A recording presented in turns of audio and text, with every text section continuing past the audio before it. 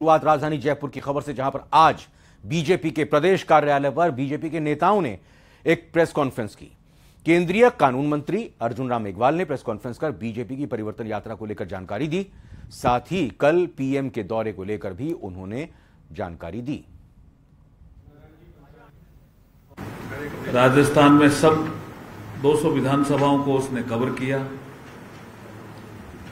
मैं प्रत्येक यात्रा का विवरण दूं तो हर यात्रा में आप देखेंगे 200 के आसपास स्वागत सभाएं और सभाओं की स्थिति भी बहुत अच्छी है, जिसको हम जनसभा बोलते हैं। 9000 से ज्यादा किलोमीटर ये यात्रा चली। केंद्र के नेताओं ने भी इसमें सहभागिता की और जनता का भी अपार समर्थन मिला। जगह जगह, कई जगह मैं भी था, नारायण पंचारिया जी भी कई जगह थे, भजनलाल जी भी थे, नितिन भाई पटेल भी थे। हमने देखा कि अपार जनसमूह उमड़ रहा था यात्रा में। समापन कल होगा, प्रधानमंत्री जी आएंगे और ये ऐसा अवसर है कि संसद में अभी एक विशेष सत्र में, जिसको हम विशेष सत्र भी कह सकते हैं, कि महिला आरक्षण से संबंधित बिल,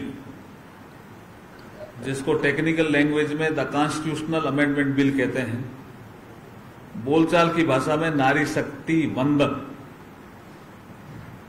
हम कहेंगे, उसके पास होने के बाद वो ऑलमोस्ट सर्वसम्मति से था। ये बड़ा डिफिकल्ट था इस बिल को लेकर के कि सर्वसम्मति बन जाएगी। लोकसभा में खाली 2 माननीय सदस्यों ने इसका विरोध किया और राज्यसभा में सर्वसम्मति। ऐतिहासिक क्षण लोकसभा में देखने को मिले। और आज जयपुर में ही बीजेपी कोर कमेटी की बैठक होनी है। शाम 7:30 बजे प्रदेश कार्यालय में कोर कमेटी की मीटिंग होगी। आगामी चुनावी रणनीति को लेकर इस बैठक में चर्चा की जाएगी। परिवर्तन यात्रा पर फीडबैक दिया जाएगा। पीएम मोदी का दौरा कल है, उससे पहले ये बैठक हो रही है। प्रधानमंत्री की दौरे की तैयारी को लेकर, आगे की पार्टी की रणनीति को लेकर इस कोर कमेटी की मीटिंग में चर्चा होगी, ऐसा माना जा रहा है। तो कांग्रेस के साथ साथ बीजेपी भी अब लगातार बैठकों के जरिए, सभाओं के जरिए, दौरों के जरिए अपने कार्यकर्ताओं को ऊर्जा देना चाह रही है, लोगों के बीच जाना चाह रही है। और इसी कड़ी में बीजेपी कोर कमेटी की बैठक शाम 7:30 बजे प्रदेश कार्यालय में होगी।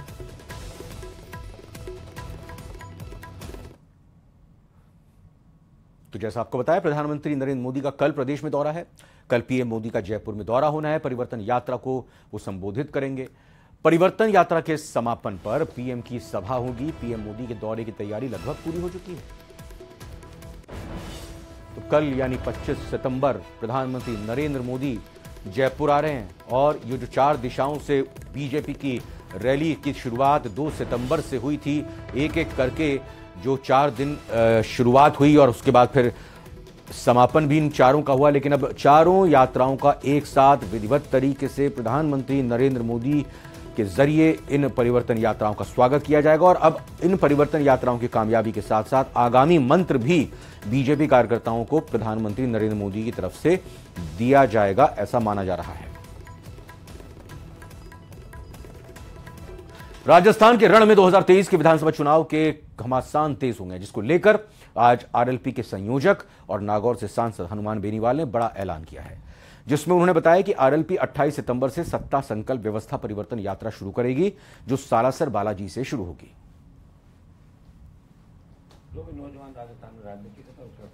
अभी तो एक बार हम, चूंकि श्राद्ध है ना, 28 को हम यात्रा करेंगे और उसके बाद नेक्स्ट जो 1-2 दिन का ब्रेक देके हम बात कर लेते हैं। उसके जो भी प्रभारी होंगे से उनकी आज हम करके आपको बता देंगे। 28 से यात्रा चलेगी और 150 से 200 विधानसभा क्षेत्रों में ये यात्रा हम पूरी करेंगे।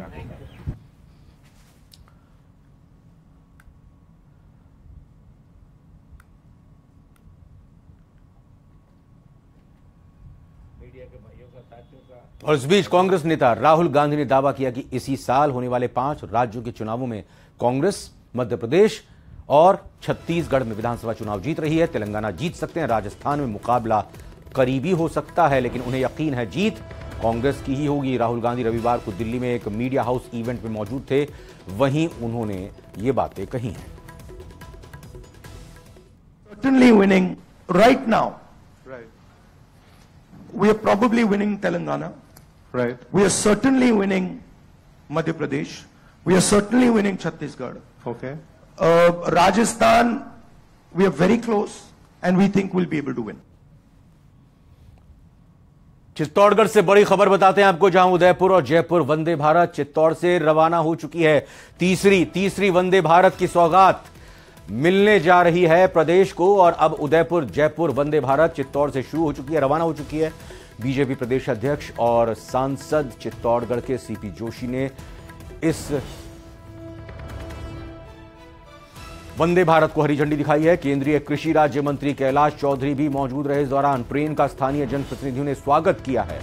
पीएम मोदी ने वर्चुअली 9 ट्रेनों को हरी झंडी दिखाई थी, उसमें से एक ये ट्रेन भी जो उदयपुर से जयपुर के लिए प्रस्थान कर चुकी है और कल विधिवत तौर पर इसकी शुरुआत हो जाएगी।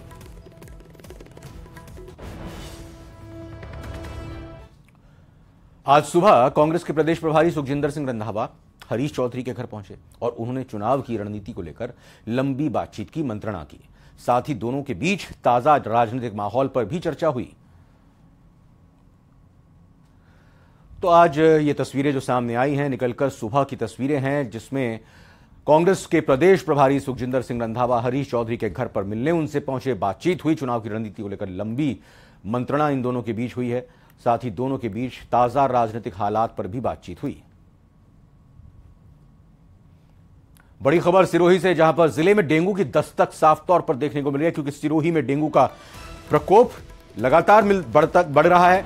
एक साथ 10 डेंगू पॉजिटिव मरीज मिले हैं। चिकित्सा विभाग में हड़कंप मच गया है जैसे ये रिकॉर्ड सामने आया, कहीं कि आंकड़ा सामने आया है। सिरोही से खबर है, जहां जिले में डेंगू की दस्तक की तस्दीक हुई है। डेंगू के प्रकोप को ऐसे समझा जा सकता है कि एक साथ 10 डेंगू पॉजिटिव मरीज यहां पर मिले हैं। चिकित्सा विभाग में इस वजह से हड़कंप सा मच गया है।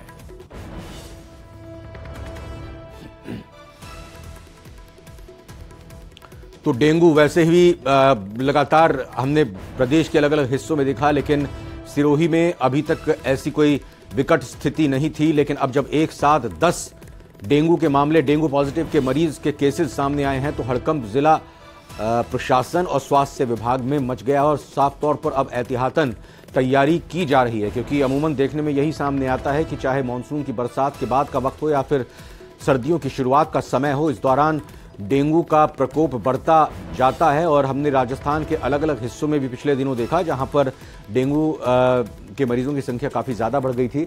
अभी फिलहाल सिरोही संवाददाता हमारे साथ जुड़े, उनसे बात करते हैं। बताएं अभी क्या अब तैयारी की जा रही है जब 10 मामले सामने आ चुके हैं तो? जी सर, बिल्कुल बताना चाहूंगा कि सिरोही और आबू रोड के आसपास में ग्रामीण तबकों में डेंगू जो खैर धीरे धीरे पसार रहा है। और अभी जो है आज की रिपोर्ट के अनुसार दो मरीज तो शहरी में और बाकी 8 जो है ग्रामीण क्षेत्र में जो पाए गए हैं। अब जो है चिकित्सा विभाग जो है अब जांच की बात कर रहा है, लेकिन मौके पर देखा जाए तो किसी प्रकार की कोई सुविधा नहीं है। वहां पर जो है जांच लेबोरेटरी भी जो है कई समय से जो बंद पड़ी है, जिसके लिए लोगों को जो ब्लड के सैंपल की जांच के लिए निजी क्लिनिकों पर जाना पड़ रहा है। जी जी जी जी, बहुत बहुत धन्यवाद प्रतीक सोलंकी आपका। इतनी खबर, जहां 26 सितंबर से धारा 144 लागू होगी। जी हां, त्योहारों को देखते हुए जिला कलेक्टर ने आदेश दिए हैं। शांति और कानून व्यवस्था बनाने को लेकर यह फैसला लिया गया है।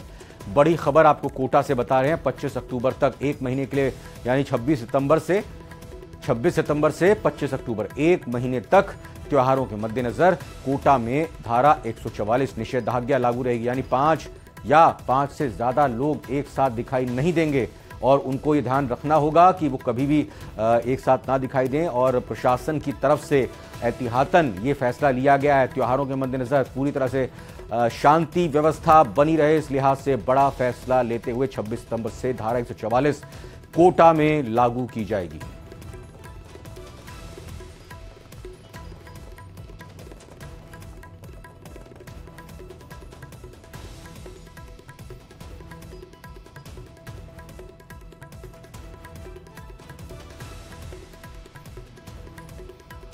ओम प्रकाश कोटा संवाददाता हमारे साथ जुड़ चुके हैं। ओम प्रकाश, क्या कुछ कहा गया है ये आदेश जारी करते हुए? देखिए, आगामी दिनों में बहुत सारे त्योहार हैं। इसी को देखते हुए जिला कलेक्टर ने आगामी जो है 26 सितंबर से धारा 144 लागू करने के जो है आदेश दिए हैं, क्योंकि बहुत सारे त्योहार के दौर शांति और सौहार्द का वातावरण बना रहे हैं। इसलिए बहुत सारे लोग एक साथ एकत्रित होकर जो किसी प्रकार के हथियार लेकर शहर की सीमा में या ग्रामीण अंचल की सीमा में प्रवेश नहीं कर रहे। कुछ इस तरह के माहौल एक्टिव नहीं हो, ताकि शांति और सौहार्द के साथ 1 महीने तक होने वाले तमाम तरह के जो त्योहार है वो मनाया जा सके। इसलिए 26 सितंबर से आगामी 25 अक्टूबर तक ये धारा 144 लागू करने के जो है आदेश दिए। हालांकि इससे पहले भी जब भी जिला प्रशासन को आवश्यकता महसूस होती है, इस तरह के आदेश जारी करते हैं ताकि शांति और सौहार्द का वातावरण बना रहे। इसमें बहुत सारे जो है पाबंदियां रहती है हालांकि, लेकिन जो आपराधिक प्रवृत्ति के लोग होते हैं वो खुलेआम कहीं जो है अवैध हथियार लेकर शहर की सीमा में प्रवेश न करें। जी ओम प्रकाश, बिल्कुल, बहुत बहुत शुक्रिया आपका इस खबर पर जानकारी देने के लिए। जोधपुर से खबर है, जहां पर माता के थान के पास फैक्ट्री में एक ब्लास्ट। राघव और परिणीति चोपड़ा की शाही शादी हो रही है और लीला पैलेस में राघव और परिणीति की यह शाही शादी हो रही है।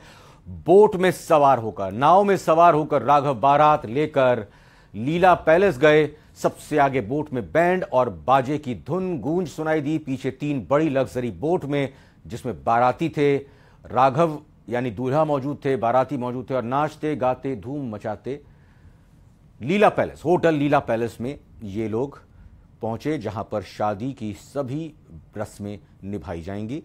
और कल से ही ये लगातार शादी के अलग अलग जो कार्यक्रम होते हैं वो आयोजित हो रहे हैं। और आज का दिन खास, चाहे बिजनेस क्षेत्र से, व्यापार जगत से जुड़े हुए लोग हों, राजनीतिक क्षेत्र से जुड़े हुए लोग हों, फिल्म इंडस्ट्री से जुड़े हुए लोग हों, कई मेहमान इस शादी का हिस्सा बनने के लिए उदयपुर आए हुए हैं।